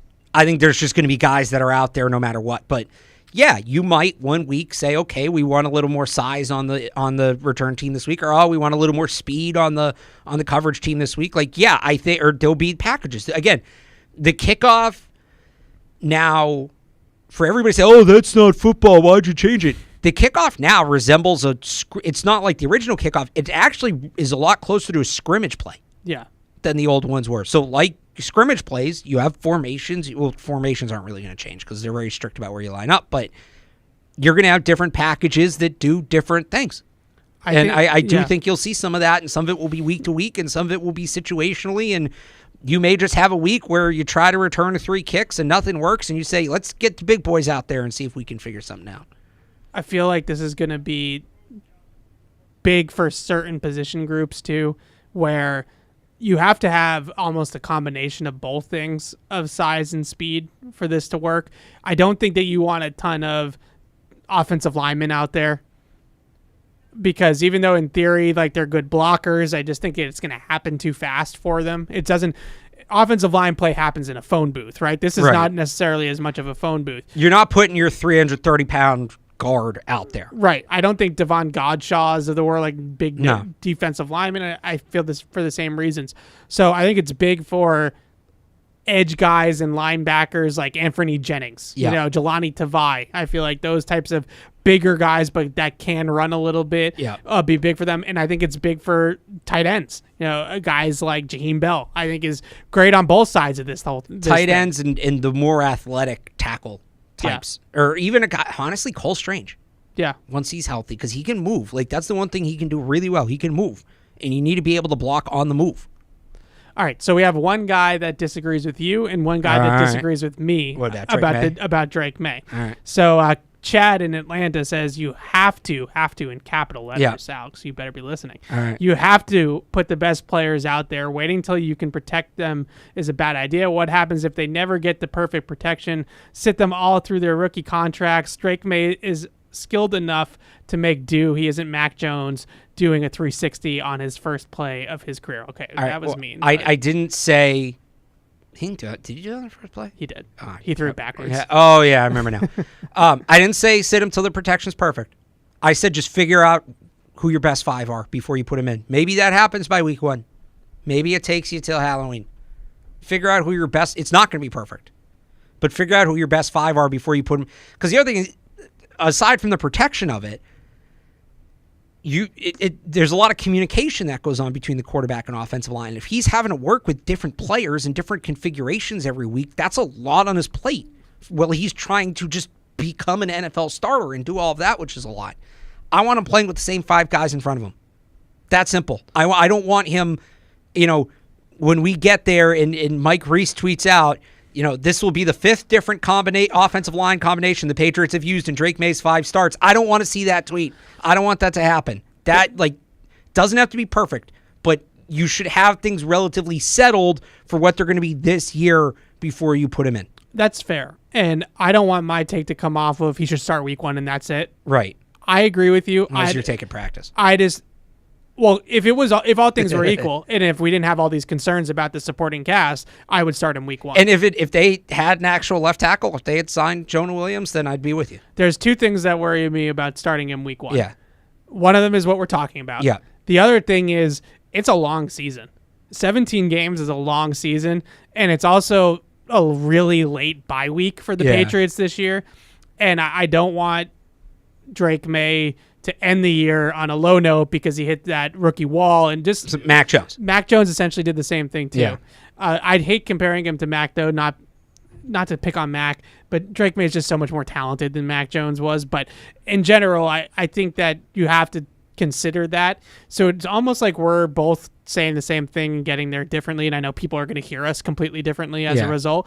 But maybe the best course of action is like the first month of the season. That's what I'm saying. Month to 6 weeks. Get to like week 5 or 6.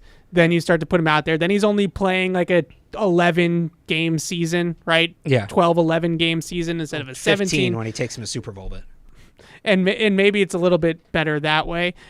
I think that my main things with why I want to see Drake May early and for most of the year. One, I have to watch all these games. So just from an entertainment standpoint, but you can't I would think just like about it that way. I don't think about it that. I'm not. You just said you did. I'm not thinking about it that way I said so- objectively. but if I have to, selfishly, I am thinking about it that way. Let me say and this. as a fan, like, I'm thinking about that way as a work thing. Yeah. But as a fan, I feel like it's similar. Let me say this to the fans. If Patriots football is lesser in September of 2024, but it means their outlook is better for 2025 and beyond, you're right. are you not willing to trade that 1 month where it's a little bit lesser? Because I am. 1 As month, a fan, as media, as all of it. 1 month, absolutely. 1 month to 6 weeks. A whole season, it's gonna. Can you give me a month to 6 weeks? Can you give me to Halloween? Sure. Okay. All right. David agrees with you. Yeah. On this point. I normally find myself aligning with Evan, but as far as the O-line is concerned, I agree with Alex. May should not be out there until the O-line is settled. No QB can succeed with a terrible O-line, except unless you're Joe Burrow. Just look at Mahomes in the Super Bowl. Did versus Joe Tampa Burrow Bay. succeed with a terrible When offensive line? Hey, name a season Joe Burrow didn't end hurt. Well, he made the Super Bowl. And was like a couple didn't he plays play away. with like broken ribs? He was a couple plays away from winning the Super Bowl with a crap offensive line. And how's it gone since? Yeah, that's true. That's fair. When you slice up the blame pie of what went wrong with Mac, the god-awful O-line had to work behind what was a huge slice of that pie. Dave in San Jose. Thanks, Dave, for the email. I think the biggest thing that I would say to this is that we've found a common ground, right?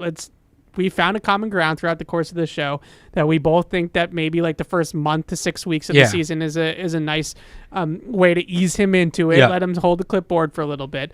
But I think the biggest thing that I am admitting that I was wrong about this. I think that at the end of the day, Mac Jones just wasn't it. He just wasn't good. And to go back and say, well, Mac couldn't do it behind a bad offensive line, and Mac couldn't do it with bad receivers. All the excuses that we use, I get I'm being hypocritical, but at the same time, I just feel differently about Drake May. I feel like Drake May is mobile. He is bigger.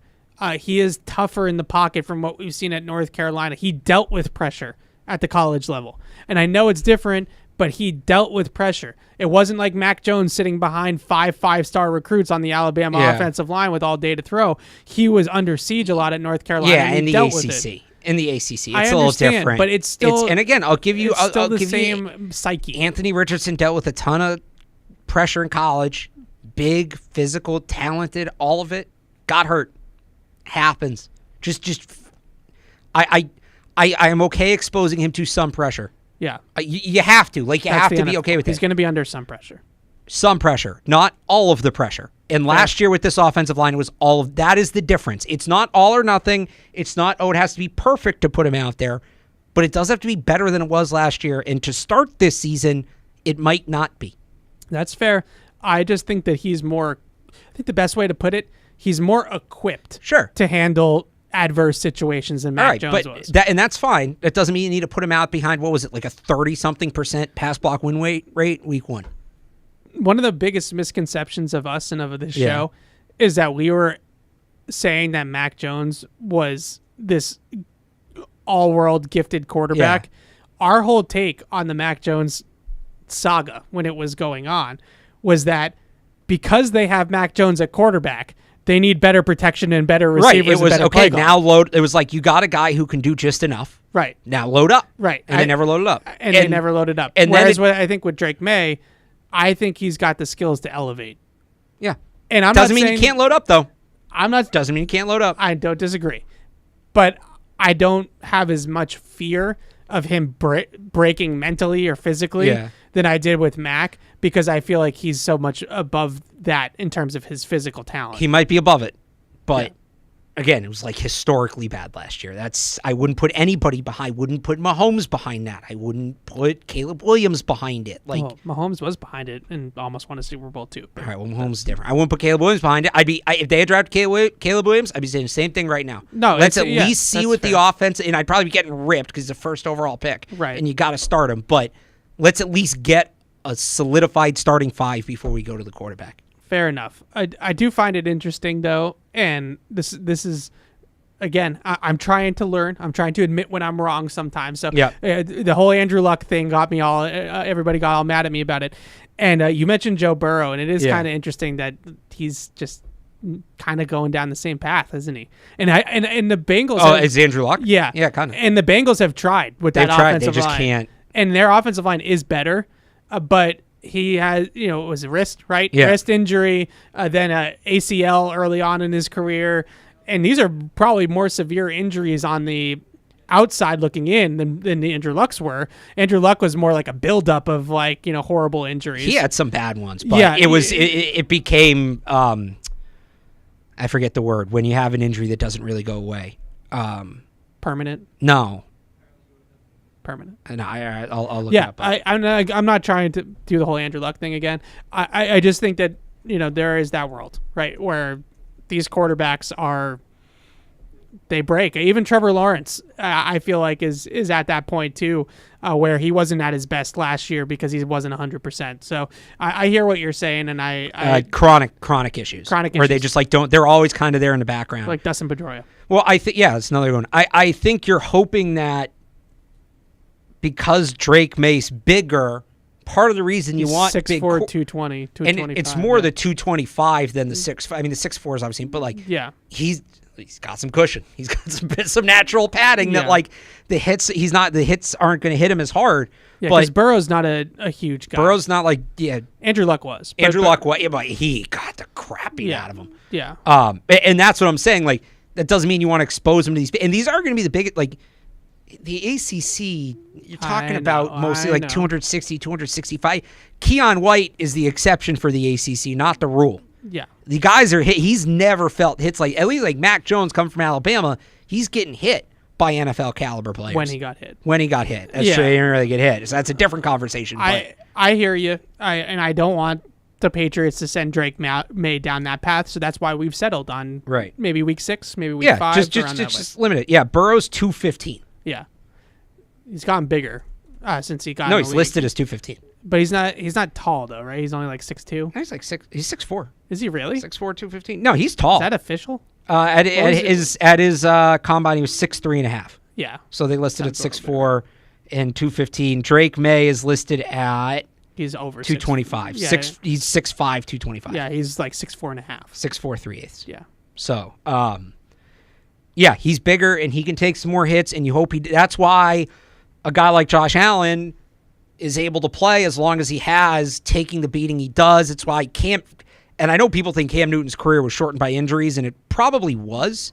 But Cam ran so much. He lasted much longer than Cam Newton played like Kyler Murray, but he lasted longer because he could take the hits. He could absorb the hits. Cam was a freaking linebacker. Yeah. No. So you're kind of hoping with that for Drake Maye, but I don't think you use that as an excuse to say, we can let him get hit. It's fine. No, I'm not. Right. I'm actually not even using his size. I actually think it's more about his mobility. And this is one thing that that can be a double-edged sword. But this is one thing that I keep saying to you and to everybody else that will listen to me, because I'm dead fast on this. We are watching these practices, and understandably so.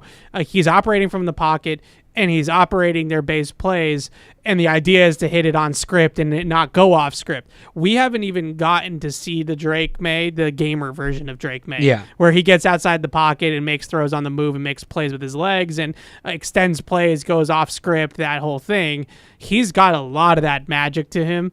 So when he's making these plays from the pocket in practice and it's already pretty good, it's not you're not looking at a guy that's like in over his head in these practices. Would you agree with that? He doesn't look like he's swimming. He looks comfortable. Yeah, he looks comfortable. And then we haven't even been able to add the playmaker gene that he has to this, because they're not asking him to do that, and they shouldn't be asking him to do that in practice. I will be interested, and it might not happen this year. This might be more of like a next year thing, just because this year is all about establishing that foundation. Eventually, they're going to have plays for the playground plays. Yeah. The Chiefs do. The Chiefs have a whole different set of rules of when Patrick Mahomes does his Patrick Mahomes stuff, and he starts running around. What are the receivers going to do? Right? It's improvised, but it's scripted at the same time. So I'm interested to see how they go about doing that kind of stuff, and when we'll see that in the preseason games. Like, he'll start running around, obviously, in the preseason, and we'll be able to see a little bit more of that. But I just feel like we're at a baseline now of his ability from the pocket, and then you add on top of that, oh my God, when this guy starts to be able to run around and make throws on the move and extend plays, and he's already doing the in the pocket stuff decently, now we're really talking about a quarterback that's much better than Jacoby Brissett, because Jacoby Brissett doesn't add the extended play element. We do have a Patriots roster move here. Oh. According to Aaron Wilson, the Patriots have signed wide receiver Jaquay Jackson from Rutgers. Jesus Christ. How many wide 6'2", 190. How many wide receivers are on one team? That's 13 wide receivers. From Pittsburgh.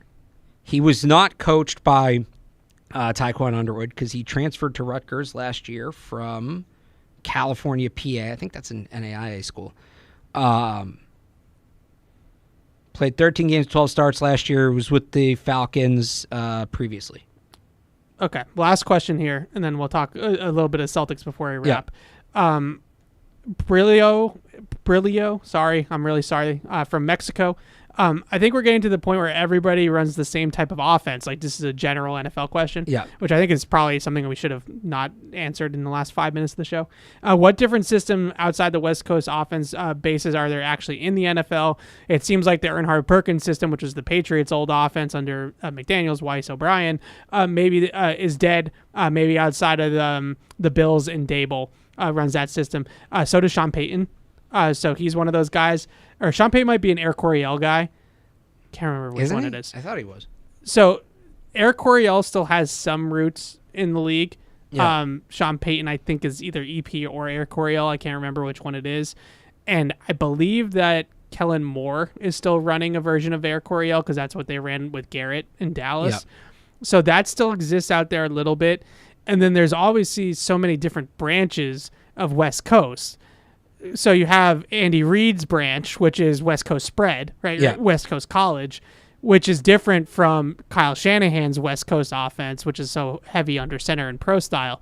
So I would say those are two different offenses. Yeah. Even though their verbiage might overlap a little bit because they're both West Coast, I would say that Andy Reid's offense, which is Reid, Steichen in Indianapolis, like those teams, Philly, notoriously now see what Kellen Moore does with it. Those teams are running a different version of what the Patriots are installing in a West Coast offense. So I'd say those two offenses are a little bit different, but just in general, the spread, if you want to just call it that, instead of getting bogged down in the West Coast minutia of it all, the spread would be the other system. I would say that's very, very prevalent in the league right now. You have obviously Kansas City, Cincinnati runs a version of the spread. Those teams are not running. It's not Art Briles. It's not Lane Kiffin, but it's a spread offense. It's not air raid necessarily. So it's interesting. Can't run air raid in the NFL. Cliff Kingsbury proved that. Yeah, it's hard. The players are just too athletic. Even Cliff Kingsbury in the end in Arizona started to do some more pro style stuff that wasn't true air raid. Well, because you just can't. You can't run the line splits. That's right. For sure. So a big part of air raid is the tackles are further, or the linemen or your offensive linemen are further apart, and you're not your splits of the receivers are right. I don't think the receivers issue. I don't think it's the receivers thing that doesn't transfer. I am waiting for the Tennessee offense to get to the NFL because it will, and that's going to be interesting. But yeah, that one. I think it's really, to me, it's like, first of all, the receiver splits. I think there's no condensed formations in air raid usually. Yeah. It's all spread, obviously. And with Tennessee, I think the difference is just that it's so rudimentary from a read standpoint that these sophisticated defenses in the NFL Well, are just. I mean, you'd adjust it for the NFL, but with air raid, I think the problem was the offensive linemen are so far apart. The guys are just so athletic; they can split the gaps. You can't double team. You can't pass off. Tennessee, the offensive line alignment is relatively normal. Yeah. If you go and watch them, they literally will have wide receivers towing the sideline on both sides. Yeah. They want you to cover every single blade of grass. I could see something like that getting to the NFL. Yeah, it's possible. I think the air raid issue was more the line than the receivers. I'll still say it. Bring back the wing T, run the triple. Somebody, please. Well, some teams run versions. Baltimore. Some teams run versions of the veer, like Baltimore. Yeah. And I love the veer. The veer is not dead. And Baltimore, not as much with Monken. It's just more of who's playing the guy before Monken now? Roman. Greg Roman. Yeah, Greg Roman, who's now in Los Angeles with Jim Harbaugh. So it'd be interesting to see what they do there. They're going to run the crap out of the ball. If they run the veer with Justin Herbert, then he should be fired. That's all I'm going to say about that. Running the veer with Lamar Jackson's one thing because he's Lamar Jackson. Running the veer with Justin Herbert is ridiculous. I wouldn't rule it out. This isn't Needham High School. I wouldn't rule it out. It's Harbaugh. He has no interest in putting the ball in the air. None. Zero. All right. Before we wrap up really quickly, game 1 of the NBA Finals tonight, Alex. I'm jazzed up. You're going, I'm assuming, for the Sports Hub. Yep. So he'll be there covering the game for the Sports Hub. Give me what's your key to the series for the Celtics?